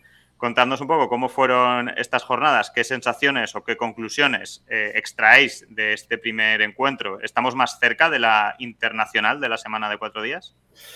Sí, de hecho, la diputada del Partido Nacionalista Escocés, y a mí me gustó mucho, dijo, estamos en un acto fundacional. Este fin de semana es un acto fundacional, tan fundacional como que en la clausura me pidieron la asociación medio británica, medio de Nueva Zelanda, que trabaja por la jornada de 4 días, que anunciase que el año que viene habrá un segundo summit. Veremos dónde todavía, por lo tanto ya hay una continuidad, nos volveremos a ver. De hecho, tenemos nuestro grupito de Telegram y esas cosas, y hablamos las cabecitas pensantes que estuvieron allí, nos vamos cruzando informaciones. Y pues hombre, hay una cosa que decías tú al principio, que me parece que como parte de la conclusión es muy interesante, o de la preconclusión, que es que allí había efectivamente académicos, sindicatos, empresas, etcétera, pero había gente que se acercaba aquí a explicarnos su visión desde el ecologismo y también desde el feminismo. Algunas de las charlas iban de eso, ¿no? Y si uno de las grandes batallas del feminismo es por el uso del tiempo, y esto puede ayudar, vamos bien. Si del medio ambiente una de las grandes batallas para equilibrar los consumos es el uso del tiempo, especialmente en el trabajo, vamos bien. Y después yo creo que la conclusión principal es que donde se han podido hacer experiencias interesantes, por ejemplo en Islandia, que es un país pequeño y era relativamente fácil de hacer un proyecto allí en el espacio de la economía pública, les ha funcionado muy bien, pero después oías a las empresas que lo han hecho por su cuenta y riesgo, que funciona muy bien. Sabemos que el gobierno de Escocia está trabajando en ello. En Gales sabemos que hay quien quiere que su gobierno trabaje en ello. Los laboristas ingleses también están hablando del tema y seriamente. Mientras estábamos allí, se supo que Portugal anunciaba también un plan piloto muy importante. Es decir, esto es una ola que va creciendo, y lo decíamos antes medio de broma, que ayer o hoy, no sé cuándo, el expresidente americano Obama también ha apostado por la semana de 4 días, ¿no? Al final es una cosa que está en boca de actores y actrices tan diversos que es casi imposible creer que esto se pueda apagar sin más, ¿no? Luego nosotros vamos a seguir echando un poquito iba a decir de carbón, pero eso no sería medioambientalmente una buena idea. Un poco también una muestra, perdona, Joana, te doy... Sí, no, tranquilo. Un poco también una muestra de que la interseccionalidad o el interseccionalismo suma o multiplica y no resta, ¿no? Sí. Como pretenden algunos que pensemos. Sin duda, sí, han intentado enfrentarnos, de hecho, diciendo, no, porque es que desde el punto de vista del feminismo es mejor 32 horas que 4 días. Y desde el punto de vista medioambiental es mejor 4 días que 32 horas. Y decía, desde el punto de vista de administración nos da igual. Ya me va bien. Claro, si es que a mí me da igual. Si es que el dibujo que nosotros hemos hecho es que tu empresa pueda decidir que una parte de su personal trabaje 32 horas repartidas en 5 días o 32 horas repartidas en 4 días dentro de la misma empresa, o que tengas un departamento que trabaje 4 días y otro que trabaje 5. Se me ocurre cualquier empresa que tenga una parte de cara al público, es posible que quiera que esa parte trabaje 5 días. Tampoco es un problema, porque uno trabaja, por decirlo así, de lunes a jueves y el otro de martes a viernes, que es lo que se está haciendo en algunos sitios, ¿no? Porque al final aquí es, pero ¿quién te ha dicho que el fin de semana tenga que ser viernes, sábado y domingo? A lo mejor es sábado, domingo y lunes, ¿no? o martes, miércoles y jueves. Habrá quien, yo creo que en ese sentido lo de la flexibilidad sí que es muy importante, porque al final cada uno tenemos unas necesidades vitales diferentes. Y después lo del derecho a la pereza que decías, porque cuando hablamos de la conciliación no es solamente cuidar a mi madre enferma y a mi hija pequeña, es irme a pasear. Eso también es conciliación conmigo mismo, sentarme en la montaña y si me fumo un porro, bien fumado está. Y ¿sabes qué? Pues sí. No, claro, es que al final es eso, es estar a gusto con uno mismo también. Y al final repercute en tu manera de actuar después en el trabajo. Al final, yo creo que lo bueno de esta propuesta es que le des la vuelta que le des, al final no estropea nada a nadie. Si a la empresa puede producir lo mismo invirtiendo menos dinero, consumiendo menos dinero en electricidad, o etcétera, tiene que estar contenta. Si yo puedo ganar el mismo dinero trabajando menos horas porque las trabajo mejor, todo el mundo contento. Si puedo disfrutar de más tiempo libre, el del bar debajo de casa contento, que bajaré a tomar café. Es que tiene pocas fisuras. Perdona, Joan, que te he cortado antes. Sí, no, yo solo iba a añadir, ¿no?, que yo creo que una de las cosas más importantes del evento, ¿no?, que organizamos en Valencia hace unas semanas es precisamente, digamos, la consolidación de una cierta comunidad de políticos, activistas, empresarios, gente de perfiles muy diversos, académicos, etcétera, implicada en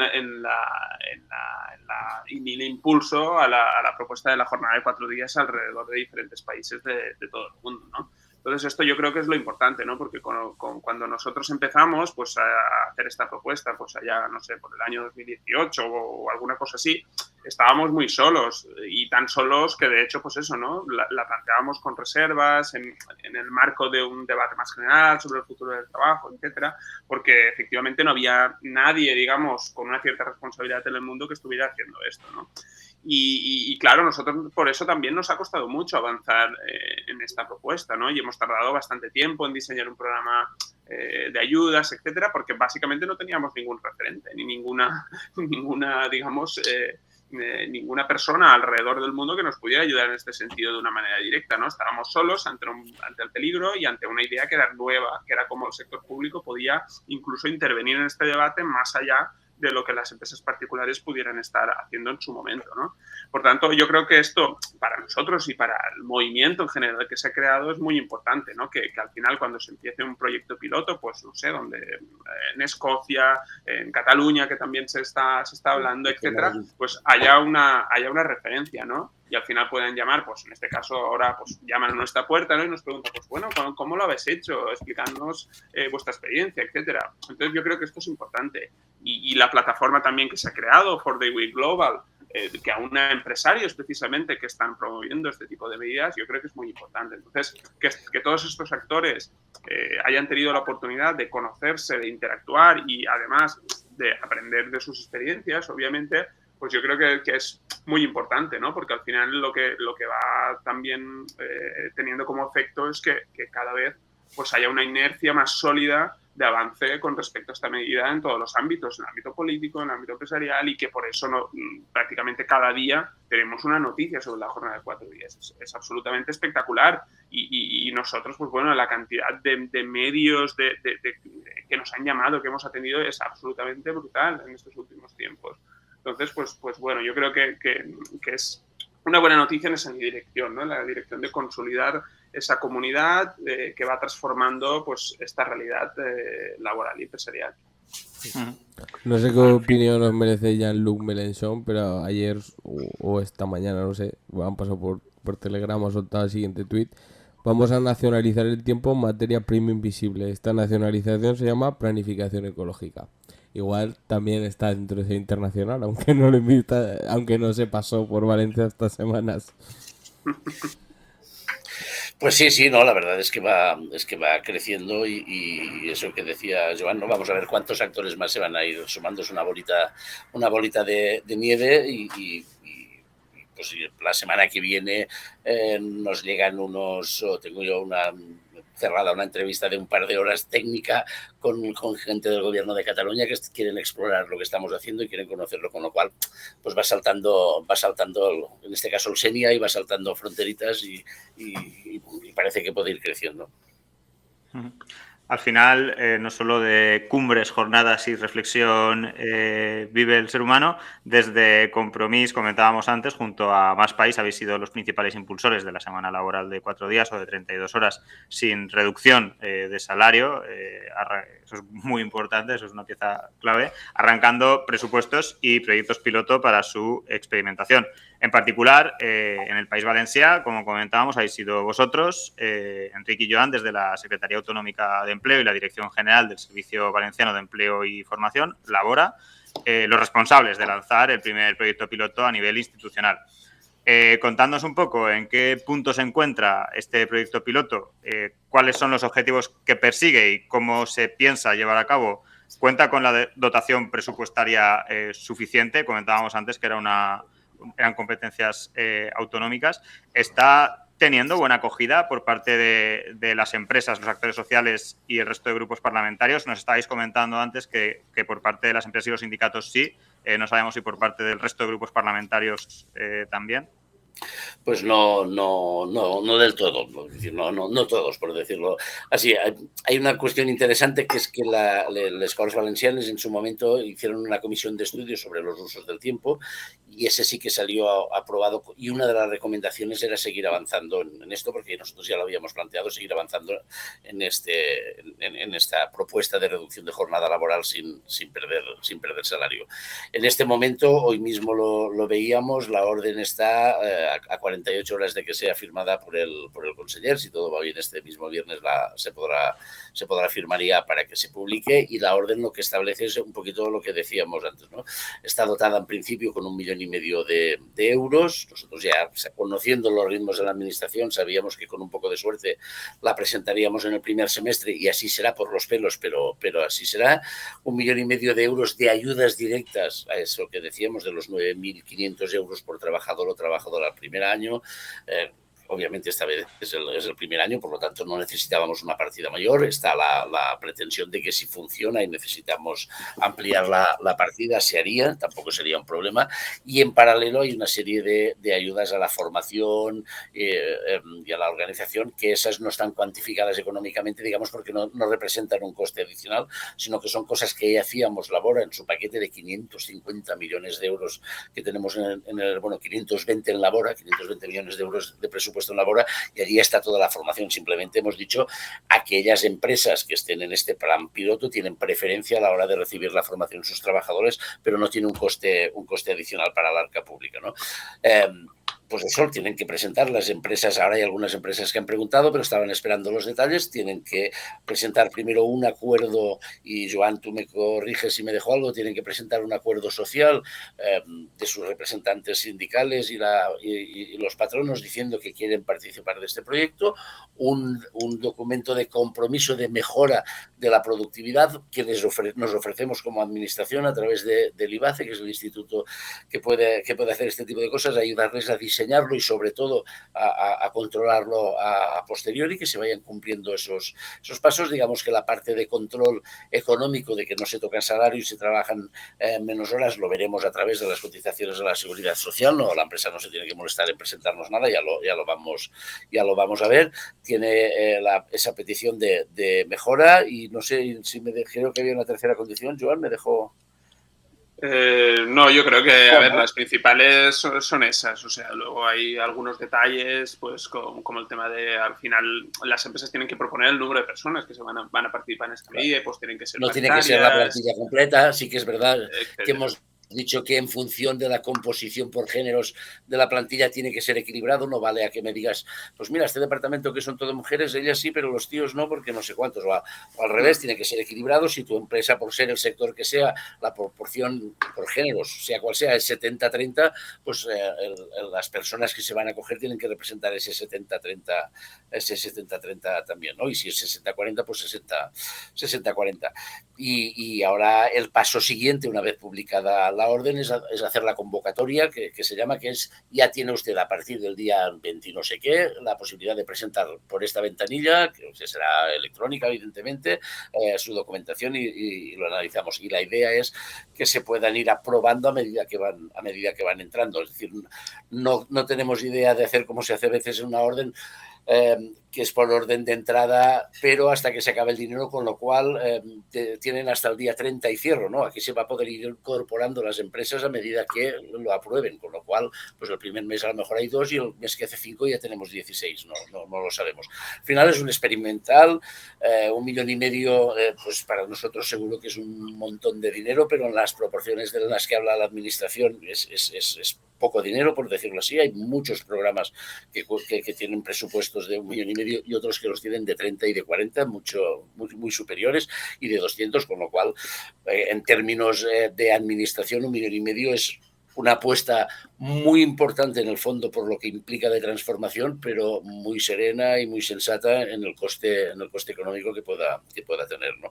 Y los partidos, pues en general, digamos que, para hablar claro, Podemos, Unidas Podemos, muy a favor del primer momento, el PSOE ranqueando un poquito, que sí, que no, que voy, pero no quiero salir en la foto, que bueno, pues vamos a ver, no me lo acabo de creer, pero en fin, ya está aprobado. Al final es verdad que el Consell, que somos esos 3 partidos, cada semestre los consejeros y las conselleres se juntan y plantean una serie de no sé cómo lo llamamos, de objetivos que se tienen que cumplir en ese semestre. Este es un objetivo del Consell en su conjunto, con lo cual quiero decir, el gobierno en su conjunto apuesta por esto, con más o menos ilusión, pero apuesta nosotros con toda, apuesta por esto. Y los partidos de la derecha, pues bueno, pues de pronto nos llega antes de ayer una pregunta una propuesta del Partido Popular, dice, antes de hacer eso hablen con las empresas. Y usted, ¿qué sabe si habla con las empresas? Que se trabaje un poco, aunque sean 4 días, trabaje algo que interese lo que está haciendo, yo qué sé. Pero, y Vox ya, pues, en fin, no lo sé. No lo sé, ni me quita demasiado el sueño, porque me quita el sueño Vox como proyecto, claro, y las cosas que van a tener en la cabeza, pero quiero decir, en lo que es el trabajo específico de contestar o no a una propuesta concreta del gobierno, me preocupa poco porque no se las leen. En este sentido, con respecto a por introducir 2 o 3 preguntas breves más, entiendo que un poco siguiendo esa flexibilidad de la que hablabais, ¿no? de que no haya un plazo, un límite, ¿no? de empezar el programa, de que antes de tal día se tengan que incorporar. Supongo que eso va a garantizar una progresividad que también quizá pueda favorecer a medio plazo un efecto llamada, es decir, que conforme se vayan incorporando empresas y se vayan viendo algunos resultados, otras empresas digan, ostras, ¿no? esto me interesa, ¿no? Y no hay unos plazos que tengas que cumplir, con lo cual esas restricciones de las que se suele hacer fama a veces de la administración, que rigidiza, ¿no? que sobre todo desde el discurso de la derecha, y que dificulta, ¿no? aplicar ciertas medidas, pues esto es todo lo contrario. Y también os quería preguntar 2 cosas más con respecto un poco nos estabais comentando que el proyecto está un poco empezando, ¿no? que todavía se tienen que apuntar las empresas. No sé si al margen de eso tenéis un poco unas expectativas o qué vibras, ¿no? tenéis de cuántas empresas o más o menos el éxito que puede tener al principio. Y por último, también os quería preguntar si habéis previsto también en el corto medio plazo estudiar los resultados y para ver qué efecto va teniendo y si se puede garantizar una continuidad de este proyecto en el medio plazo.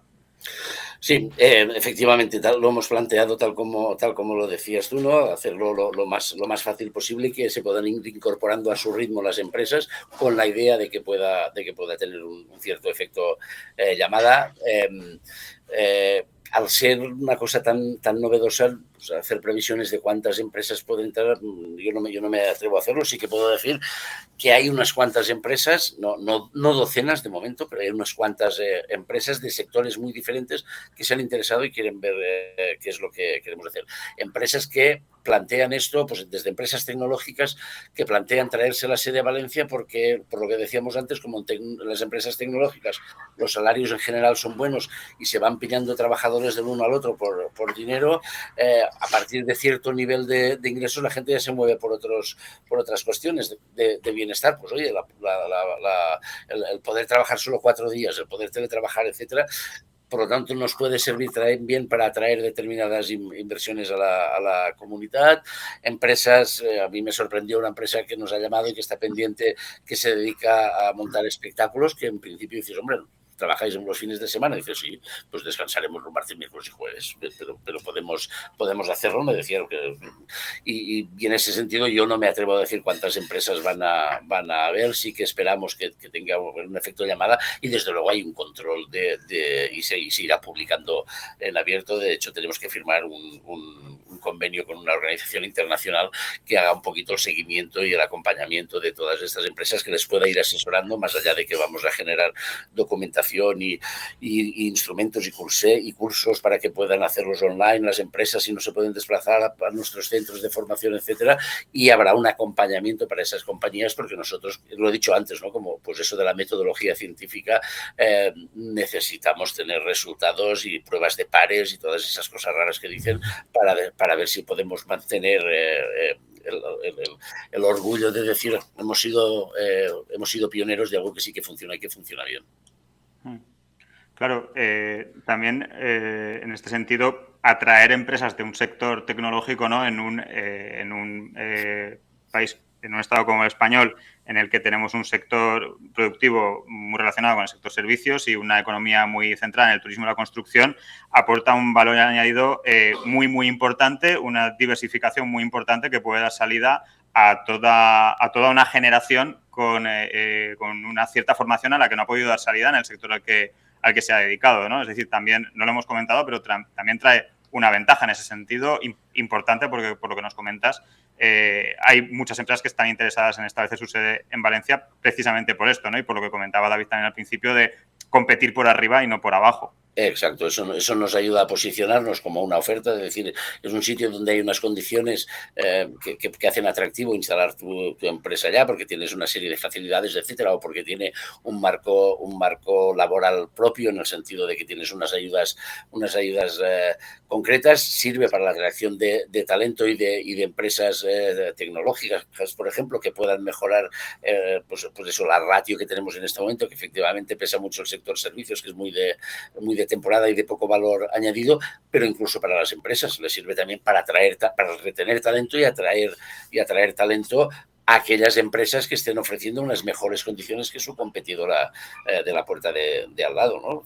Yo ingeniero informático de no sé qué, pues prefiero trabajar en A, que me da unas condiciones a sueldo igual, prefiero ir a A, o con un poquito menos de sueldo, incluso a lo mejor prefiero ir a A porque me da unas condiciones laborales que no me da. Es verdad, por no cerrar por todo lo alto tampoco, es decir, no hay fisuras, pues sí, una de las críticas que nos hacen es eso va a costar en unos sectores más que en otros, cierto, puede generar desigualdades. No, mira, las desigualdades ya están. En cualquier caso, yo tengo que procurar que el que esté abajo esté lo mejor posible y que su objetivo de crecimiento sea para un futuro para el que está arriba, que sea mucho mejor también el de arriba, de manera que a medida que podamos hacer subir a todo el mundo, la estación terminus, digamos, sea mejor que la actual, ¿no? Y en ese sentido yo creo que iremos viendo cositas en los próximos meses y desde luego tenemos mucho interés en ir publicándolas. Como comentabas, sois pioneros, sois vanguardia desde el País Valencià en lanzar tanto el debate como la iniciativa institucional de la semana laboral de 4 días o de 32 horas, y a pesar de todo ello, la atención mediática y la opinión publicada sobre el tema se ha focalizado fundamentalmente en lo trasladado por Más Madrid, Más País en el Congreso y a los presupuestos generales del Estado, salvo honrosas excepciones. Comentábamos un poco al principio de la entrevista, que lo comentaríamos más adelante, este tema centro-periferia. ¿Se está tomando menos en serio la propuesta de la semana laboral de 4 días o de 32 horas porque viene de la periferia del País Valencià? ¿Cómo valoráis tanto el interés como el tratamiento mediático recibido por vuestra iniciativa? ¿Se minusvaloran desde Madrid los debates y el impulso institucional de la periferia? Yo ahora que lo cierre Joan, que ha participado directamente en el ministerio de todo esto y seguramente tiene un feedback más real que yo. En general sí, eso pasa siempre. Lo que pasa fuera de la M40 pues no tiene espacio, no existe, que os voy a contar a vosotros, ¿no? En fin, es lo que hay, estás o no estás, o existes o no existes, ¿no? Es un poquito así, pero también es verdad, y esto que lo explique Joan, lo que hoy se publicaba ya, que ya sale a exposición pública para que haya propuestas de la gente, de esas ayudas que hace el Ministerio de Industria, en el mismo texto del Ministerio de Industria dice que se basa en el proyecto de la Comunidad Valenciana.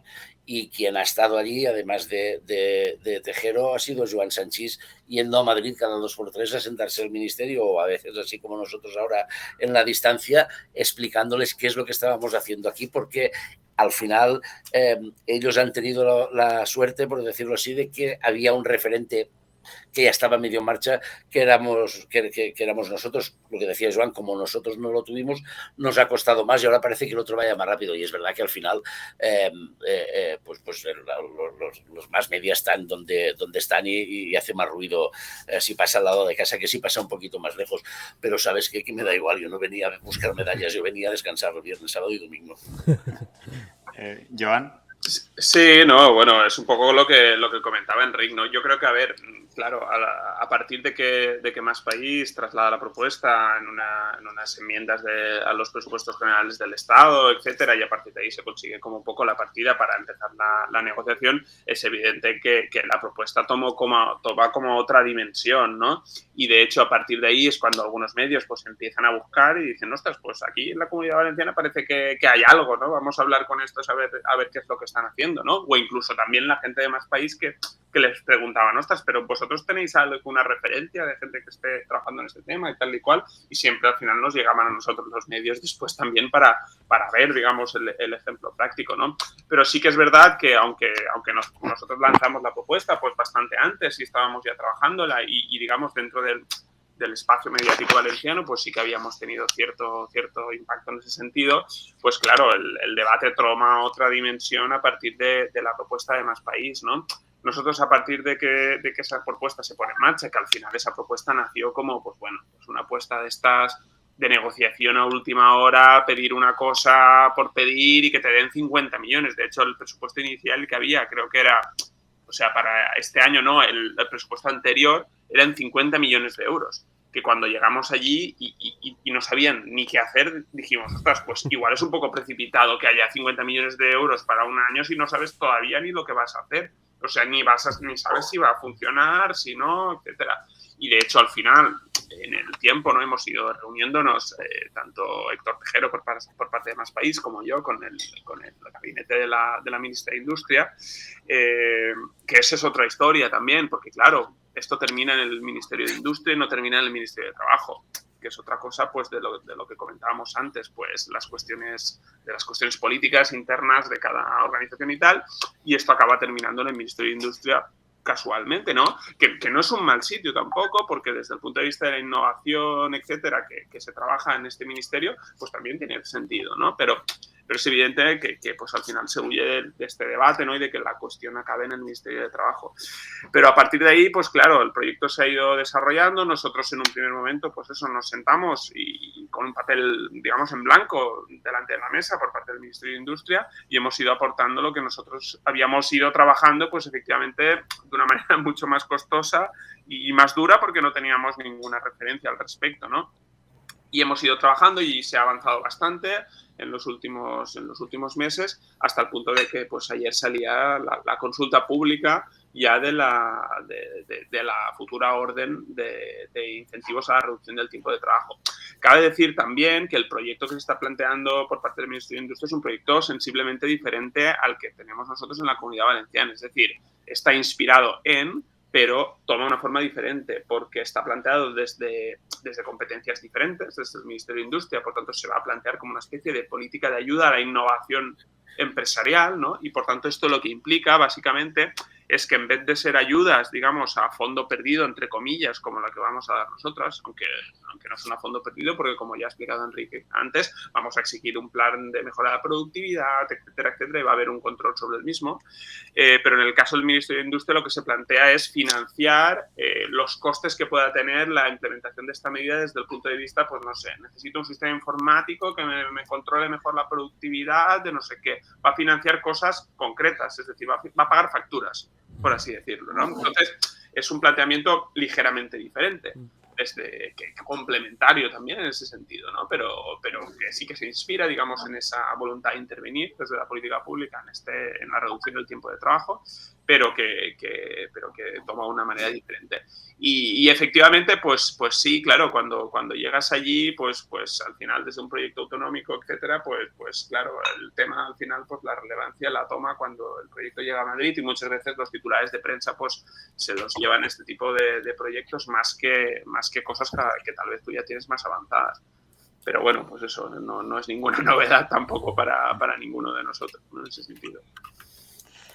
Ya para finalizar la entrevista, frente a la lenta cancelación de futuro que nos gobierna y un contrato social europeo de posguerra roto, donde el trabajo es el mecanismo de acceso a los derechos de ciudadanía, en la recta final del libro de Joan se nos invita a pensar en un nuevo contrato social para proteger la vida y el planeta que pivota sobre 3 elementos: la renta básica, el derecho al tiempo como derecho de vida y el de crecimiento con democratización de la economía. Ante una izquierda, en muchas ocasiones, desnortada e incapacitada para proyectar nuevos imaginarios de futuro, ¿puede este nuevo contrato social hacer que la izquierda recupere su capacidad y su ambición de futuro y sin caer en la confrontación material versus cultural con lo arraigado de determinadas ideas como progreso, trabajo, etcétera, en nuestras sociedades? ¿La batalla por este nuevo contrato social es más cultural que política?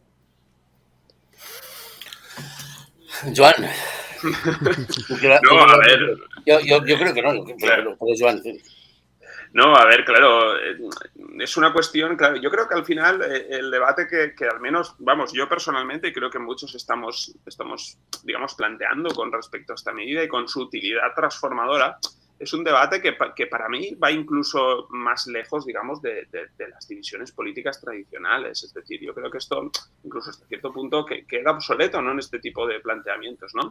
Porque al final lo que buscamos, ¿no?, y lo que para mí resulta interesante de este tipo de propuestas es la posibilidad de configurar una cierta alianza de actores bastante diversa, en realidad. O sea, frecuentemente, pues igual tienes a empresarios que están haciendo activismo en esta cuestión, tienes a partidos políticos más o menos significados, tienes a sindicatos, tienes a gente de la academia, tienes una especie de alianza no necesariamente estructurada y que tal vez incluso ni tenga por qué definirse de izquierdas. O sea, de hecho, pues bueno, teníamos, por ejemplo, en la cumbre esta que hemos hecho en Valencia, a gente que no necesariamente tiene un planteamiento de izquierda, sino un planteamiento centrista, un planteamiento más liberal, etcétera, y que están trabajando también en la medida, ¿no? Por tanto, yo creo que esta es una de las virtudes, ¿no?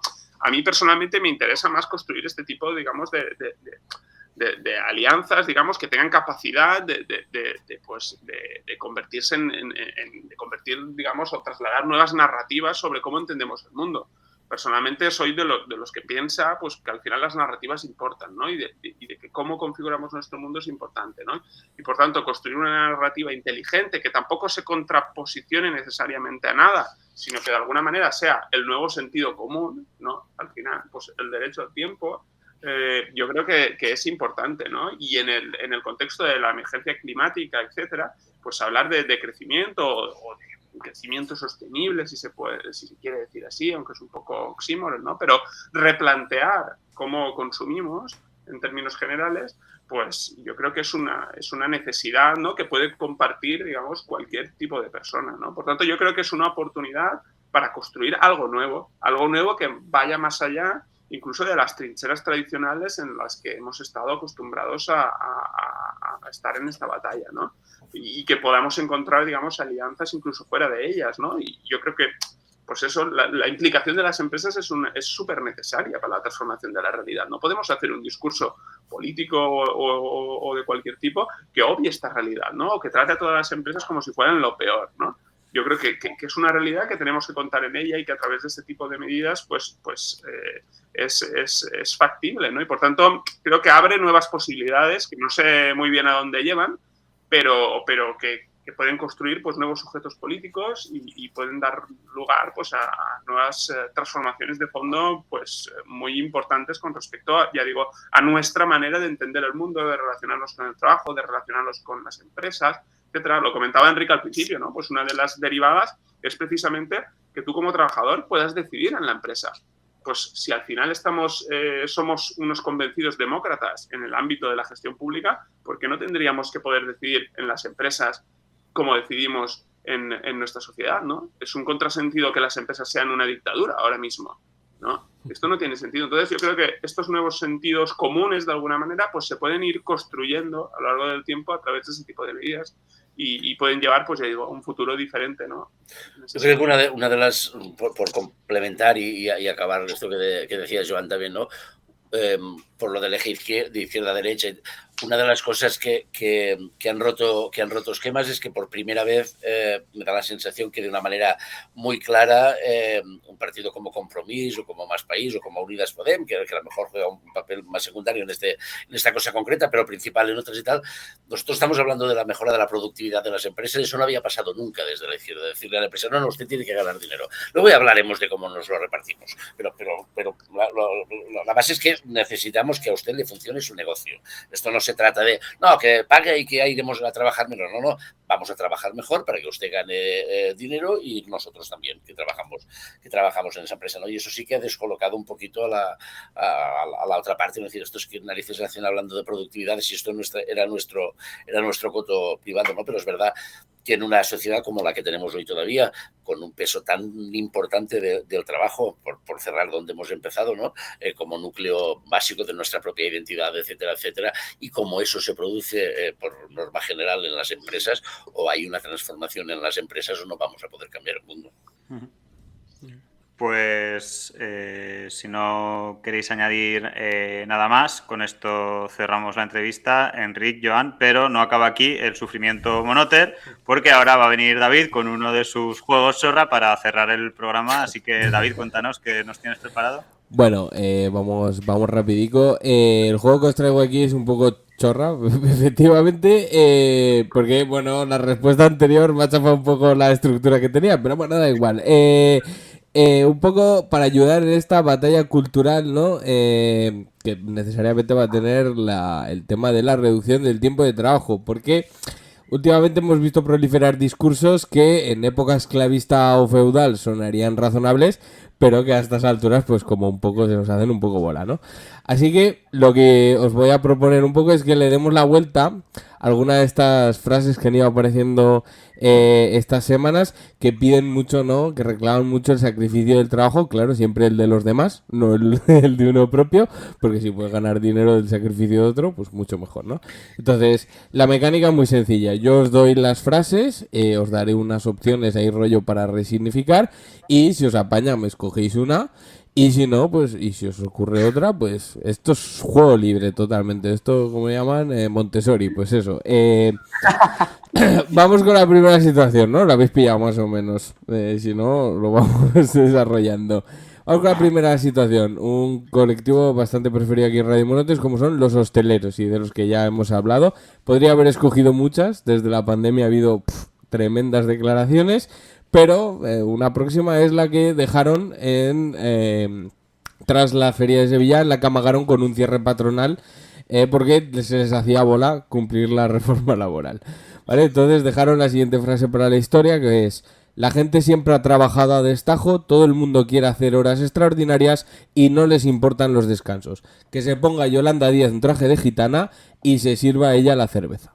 ¿Vale? Entonces yo propongo darle la vuelta, en esta filosofía de darle un poco la vuelta al mundo del trabajo, y os pongo 3 opciones. La gente siempre ha trabajado de destajo en la Feria de Sevilla porque a los señoritos siempre les ha venido justo para pelar una gamba y no cagarse encima. Que se ponga Yolanda Díaz en traje de gitana, expropie las casetas y prohíba la entrada de los señoritos. Así no importarán ni las horas extraordinarias ni los descansos. Esa es la primera. La segunda: en la Hispania romana también se trabajaba de destajo, no importaban las horas extraordinarias y tampoco los descansos, porque todos los esclavos acababan en el foso del Coliseo. Que los empresarios hosteleros se vistan de Julio César y aparte de una feria tendríamos una recreación histórica. ¿Vale? Y la tercera: la gente siempre ha trabajado de destajo, todo el mundo se mete rayas extraordinarias y no le importan los descansos, ni gastarse posteriormente todo lo ganado en clínicas de desintoxicación para continuar con su vida. Pipi paga la coca, primer aviso. ¿Cómo le daría? ¿Cuál os mola más? Están todas muy bien, pero voy a ejercer de valenciano macarra y de ruta del bacalao. Me quedo con la tercera. La tercera, hombre. Yo estoy con Enric, me han gustado mucho las 3. La primera era mi favorita hasta que llegaba a la tercera.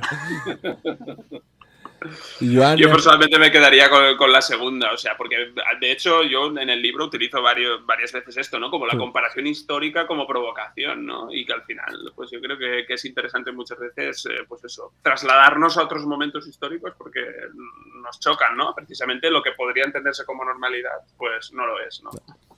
Vale, pues, bueno, ha ganado la de Pipi paga la coca. Joan, has hecho de moderado. Cuando difundamos este programa, lo hacemos con el vídeo de los pistoleros del eclipse, David. Por ejemplo. En la segunda vamos un poco con esta retaila de youtubers, influencers y demás que no solo hacen crecer la ultraderecha, sino que además, proyectando sus masculinidades frágiles, intentan estafar a la chavalada con las criptomonedas, los NFTs o las apuestas deportivas o lo que caiga por allí. Así que vamos con el clásico de, supongo que sonará, aquí se holdea con cojones, ¿vale? De Wall Street Wolverine. Esto ya estoy muy mayor para pronunciar estas cosas. Entonces yo pues, he optado por estas opciones, ¿vale? Aquí se holdea la semana laboral de 4 días sin cojones y mucha cabeza. Aquí se holdea trabajar menos y cobrar lo mismo o más para que no estaféis a los jóvenes con vuestras criptomierdas. Y aquí se holdea abajo el trabajo y arriba el perreo porque está feo que solo unos pocos disfrutéis de esto y encima escaqueándoos de pagaros impuestos en Andorra. ¿Vale? Pues ahora me quedo con la segunda. La segunda. Me quedo con la segunda. Aquí se holdea trabajar menos y cobrar lo mismo o más para que no estaféis a los jóvenes con las criptomierdas. Sí, yo es que lo llevo mal, lo de las criptomonedas. Sí. Joan. Yo me quedaría con la última, o sea, a mí me ha parecido más expresiva. Me toca a mí Desempatas, empatar o Julián. desempatar. Si no, yo tengo voto de honor y decido a la que... Tú tienes voto, ¿no? Si votas la primera, empatarían, pues... A mí me gusta, yo también estoy entre la segunda y la tercera. A mí es que los criptobros también me enervan bastante. Vale, pues entonces la segunda, ¿no? Sí. Vale, pues sí. ya está. Aquí se holdea trabajar menos y cobrar lo mismo más para que no estaféis a los jóvenes con vuestras criptomierdas. Intergeneracional, pacto intergeneracional aquí. Y ya para acabar, vamos con la gente que si no fuera porque le son útiles a los empresarios para justificar que te pegues 12 horas currando y encima les des las gracias, esta gente no habría pasado de parvularios si no fueran útiles para los empresarios, para estos explotadores empresarios. Son los coaches que te venden el curro como tu destino vital. Acá también un clásico que no era coacher pero acabó siéndolo, Steve Jobs, que dejó esta frase para la historia: tu trabajo va a llenar gran parte de tu vida. La única manera de estar verdaderamente satisfecho es hacer lo que crees que es tu trabajo y la única manera de hacer un gran trabajo es amar lo que haces. Si todavía no lo has encontrado, sigue buscando, no te conformes, como con todos los asuntos del corazón, sabrás cuando lo encuentres, ¿vale? Entonces, aquí hay 3 alternativas, que es tu trabajo, la primera, tu trabajo va a llenar gran parte de tu vida, la única manera de estar verdaderamente satisfecho es hacer como yo, Steve Jobs, pensar y trabajar un día, inventar algo y vivir el resto del tiempo sin cambiarme de ropa y que la gente me tome en serio. La segunda, tu trabajo va a llenar gran parte de tu vida. La única manera de estar verdaderamente satisfecho es hacer lo que crees que es un gran trabajo, sindicarte, defenderte de tus derechos laborales y que la cosa bien, y si la cosa va bien, montar una revolución, expropiarle y poner a los directivos a trabajar. Y la tercera, tu trabajo va a llenar gran parte de tu vida. La única manera de estar verdaderamente satisfecha es hacer lo que crees que es un gran trabajo y la única manera de hacer un gran trabajo es abolirlo. Si todavía no lo has hecho, sigue, no te conformes. Como en todos los asuntos de la explotación, sabrás lo que es la vida cuando no tengas que hacerlo. Pues a mí me ha gustado más la primera, pero yo tengo que decir una cosa, bueno, en defensa de un poco de Steve Jobs y un poco de también el discurso que mantenía él, ¿no? Yo creo que al final, por ejemplo, en esta frase, ¿no? El trabajo, ¿no? Se emplea como sinónimo de lo que realmente debería de ser, es decir, como una plataforma para hacer lo que tú realmente quieres hacer en la vida, y eso a mí me parece perfectamente bien, es decir, que al final tú puedas transformar tus ambiciones en negocios, en realidades, o sea, creo que eso está muy bien, ¿no? Pero esa visión de trabajo creo que va incluso un poco más allá de esa noción cerrada, ¿no? Que tenemos ahora mismo de trabajo, ¿no? Pero Pero bueno, me quedaría con la primera porque evidentemente pues eso es lo que querríamos todos, ¿no? Pues ser capaces de inventar algo y pues ya a partir de ahí ya podemos vivir de ello, ¿no? Yo me voy a quedar también en la primera, pero por otra cosa, porque el negro adelgaza, coño. Yo me voy a vestir de negro. Así es. A mí me ha gustado la tercera. La tercera. Pero bueno, da igual Nah, porque te quedas en minoría, sí. me quedo en minoría. La winner is, tu trabajo va a llenar gran parte de tu vida. La única manera de estar verdaderamente satisfecho es hacer como yo, Steve Jobs, pensar y trabajar un día, inventar algo y vivir el resto del tiempo sin cambiarme de ropa y que la gente me tome en serio. Buena aspiración vital, la verdad. Pues ahora ya sí que sí, de verdad de la buena. Con esto cerramos la entrevista. Enric, Joan, muchísimas gracias por venir a este Moliendo Gordo de Radio Monotes. Larga vida a la semana laboral de 4 días o de 32 horas y esa internacional de la reducción del tiempo de trabajo, porque nos va la vida y el planeta en ello. Ha sido un auténtico placer teneros por aquí de Charradica. Esperamos que lo hayáis pasado bien, que hayáis estado a gusto. Muy bien, yo encantados también de charlar con vosotros un ratito y eso, y para cuando queráis, con resultados ya la próxima vez. Pues sí.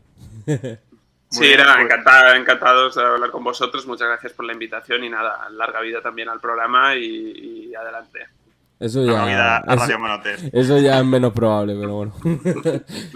Pues muchísimas gracias a vosotros y recuerden, nuestros monotes, que se pueden escuchar, que nos pueden escuchar en iVoox, Spotify y YouTube, y que ahora se pueden hacer monoters en Patreon, donde aparte de darnos unas monedicas para sostener esto y no tener que trabajar 5 días todas las semanas, podrán acceder a contenido exclusivo, adelantos de programas, merchandising exclusivo, fiestas monoteras y muchísimas cositas más. Con esto nos despedimos hoy desde Radio Monotes, el podcast de política turolense que nadie se atrevía a hacer. Nos vemos la semana que viene. A plantar fuerte.